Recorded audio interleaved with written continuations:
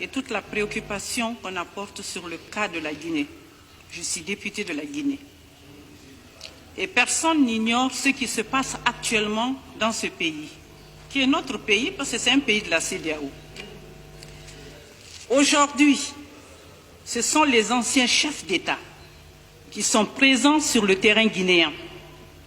L'ancien président Goodluck Jonathan, Soglo du Bénin, enfin Jonathan du Nigeria, Soglo du Bénin, Sower du Libéria et la dame, je m'excuse pour son nom, qui vient du Centrafrique, qui a mené la transition avec brio. Merci. Et tant d'autres.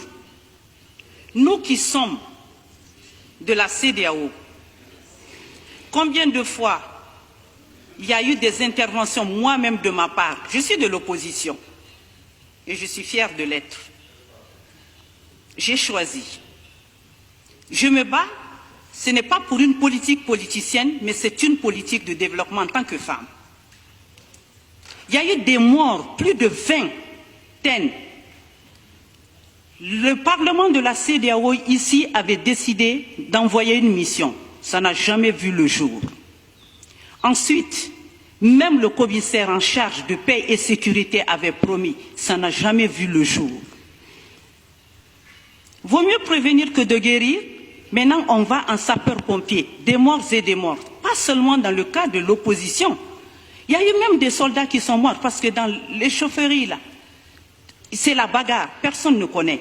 On a tué des gens à bout portant, des jeunes. Nous avons perdu, on a enterré 15. Et même pendant l'enterrement, on nous a gazés jusqu'au cimetière. On vient d'enterrer encore 8 jeunes. Le plus jeune a 14 ans. C'est un avenir, c'est la progéniture de toute l'Afrique, pas de la Guinée seulement. Donc le cas guinéen est pressant. Je suis d'accord que le Parlement de la CEDEAO, même si la Commission, celui qui est en charge de paix et sécurité, le général Béhanzin doit partir, oui, il est déjà parti, c'est lui-même qui l'a annoncé. Pendant notre réunion, il a dit, oui, j'ai appelé même le ministre des Affaires étrangères de la Guinée pour dire que nous arrivons. L'heure est grave. Hier, il y a eu encore des sorties. Demain, les femmes vont sortir. Et à l'issue des marches, il y a toujours des morts. Est-ce qu'on doit croiser les bras? C'est un cri de cœur. Il est temps qu'on se lève et qu'on aille voir le problème guinéen. Parce que si ça brûle en Guinée, ça brûlera dans toute la sous-région. Nous sommes des pays frontaliers. C'est un cri de cœur. Je m'excuse de lever ce temps, mais il est temps qu'on se lève et sauver ce pays, ce peuple. Chacun tire son bras. Pourquoi les chefs d'État se déplacent, les anciens? Non.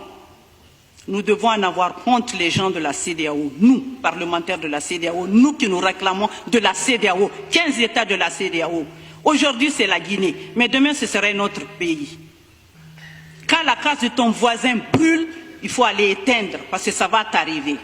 Je m'excuse, je n'ai pas l'habitude de lever le temps, mais c'est un cri de cœur. Une maman qui voit des enfants mourir, et ça meurt tous les jours. Est-ce qu'on doit continuer comme ça? L'intérêt suprême de la Guinée, le sang versé là, c'est le sang des Guinéens. Même le cardinal Sarah a dit, stop, ça suffit. La Guinée, ça suffit.